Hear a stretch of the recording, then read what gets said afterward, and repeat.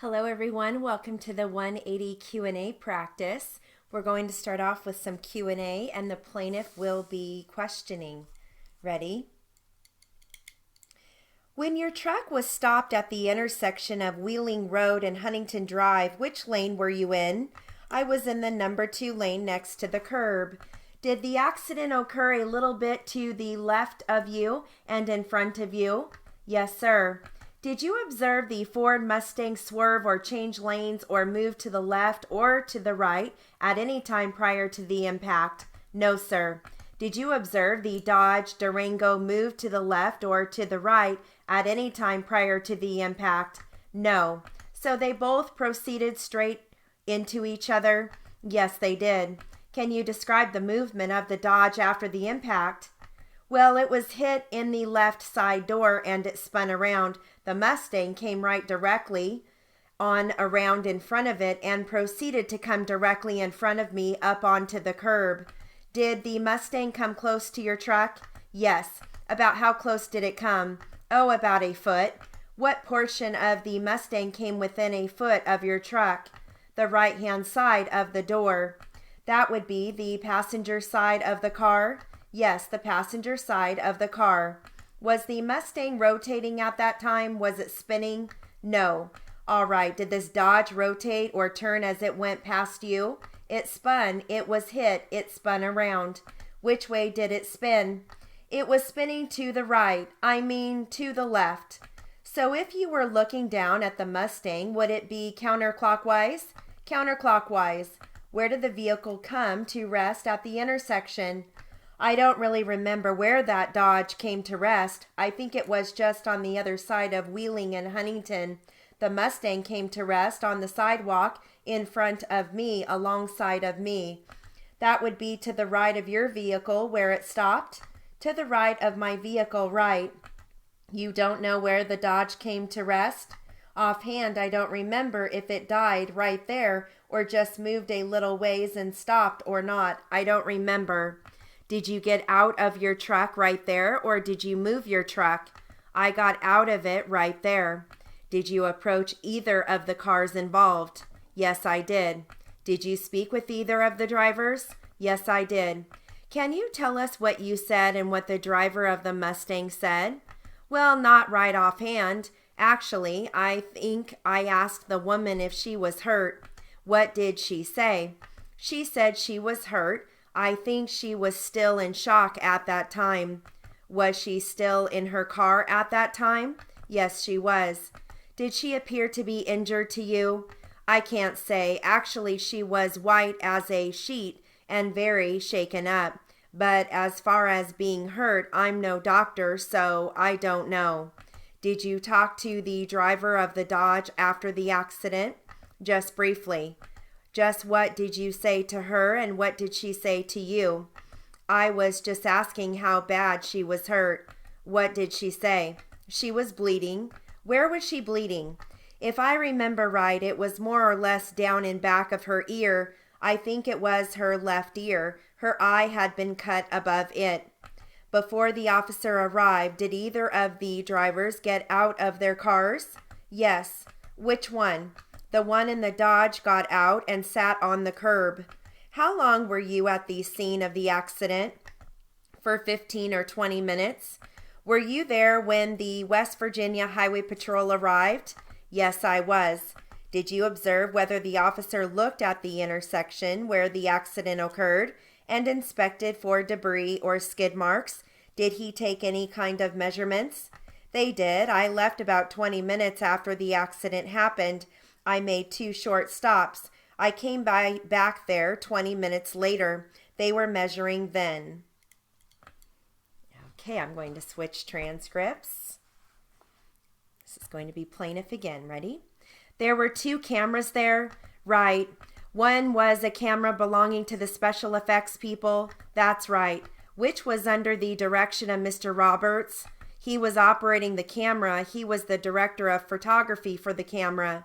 Mr. Roberts was the operating cameraman of that camera for the special effects department. That's right. Now, was your camera being used in any way? No. Where was your cameraman and your camera located at the time that these trips were being made. Wait a minute, you said, where was my cameraman? You had a cameraman, operative cameraman? Yes, but he wasn't operating. I appreciate that, but where was he? I don't recall where he was. Where were you? I was sitting in back of the camera on the right-hand side. Where was Mr. Sanders? I don't remember. He was in the vicinity. How far from him were you? I was on the other side. I was just a little bit off center of the camera. I wasn't directly in back of the camera. I was to the right so that I could see what was going on. Okay, now my next Q&A is going to actually be a phrase. It focuses on phrases, so you're going to hear I can't say, Y-A-S.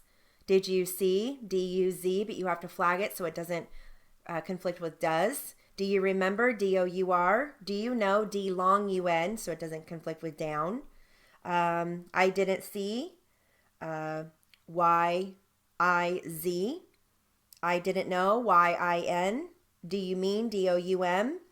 Do you remember, D-O-U-R? I don't recall, Y-O-R-L.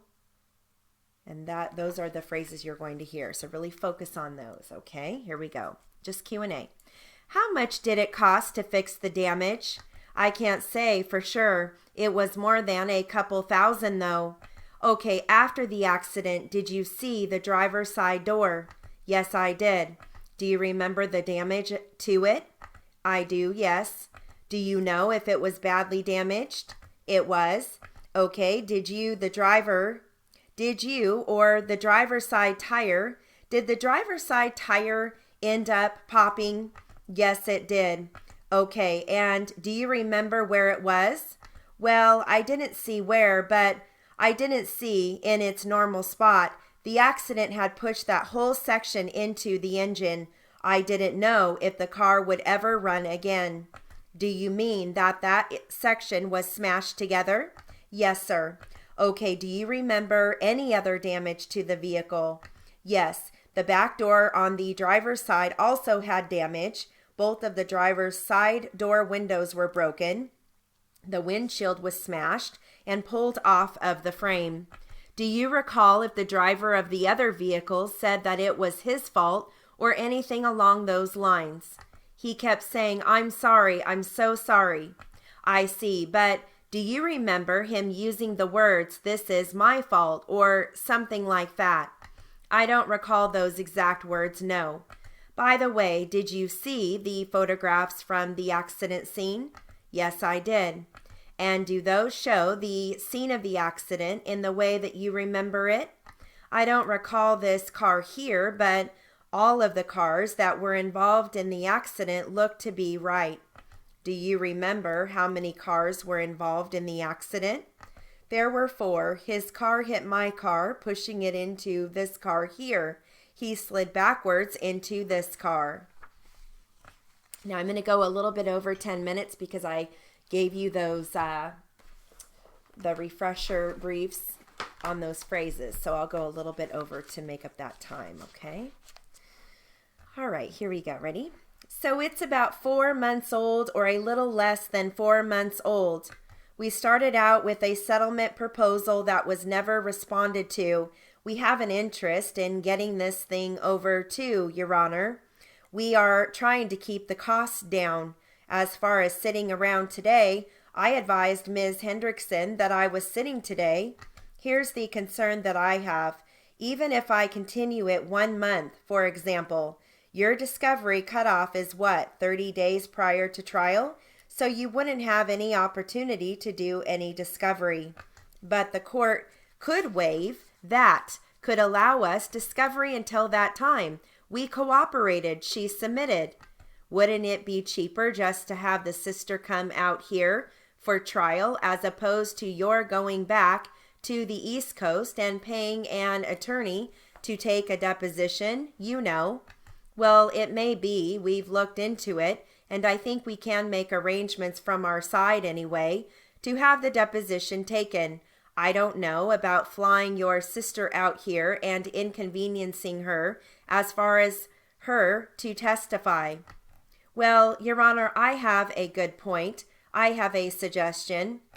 I have two sisters. Maybe it would be better if we have her here just for the trial as opposed to the deposition. What harm are you going to be occasioned if we continue it, say, a month or 6 weeks? How are you going to be prejudiced? Your Honor, are you suggesting, in order for me to determine, are you suggesting there would be another mandatory settlement conference? No, there doesn't have to be. Just continue it for trial. Okay. We'd be amenable to it. And either way, Your Honor, I think once we get this stuff, if it shows, if we can't come up with some documentary evidence, then it's something that we're probably just going to have to submit, and we'd have to have the trial on that. But if we do come up with the documentary evidence, I hope counsel would recognize that and say, okay, this is what it is, and that would resolve it. You want a settlement conference or not?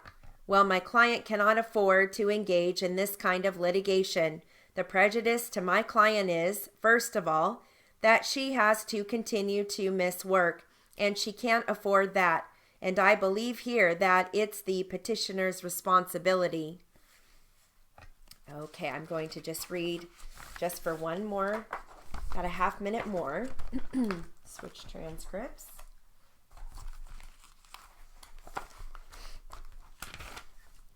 All right, back to plaintiff.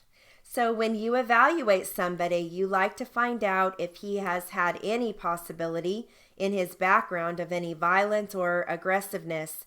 And I think that you indicated, while it wasn't in your report, that the only thing that he mentioned was slapping his wife a couple of times. I believe so. Whatever number of times you indicated. I noticed, doctor, that in your report that he was describing his drinking situation, and I noticed that you have a sentence here that says, in spite of this, referring to his being emotionally upset and having tremors because of his drinking. You indicated, in spite of this, he has never missed work because of his drinking, and he states he seldom drinks before finishing his day's work. Is that correct? That's what he told me. That's the information that you got, right? Yes. Now, doctor, at the top of I believe it's the second page, you are talking about the incident, the shooting incident, and reading that paragraph about the third sentence from the bottom of the paragraph. I believe that you indicate he states he has no memory of shooting a gun himself or of being hit. He next remembers being at the hospital, seeing his bloody hand. Later he found out he was also hit in the leg. Once he arrived at the hospital, he stated he started to come out of it. Now, doctor, those are your notes. Is that correct? That is correct. Okay, that concludes our 180 Q&A practice. Have a great day.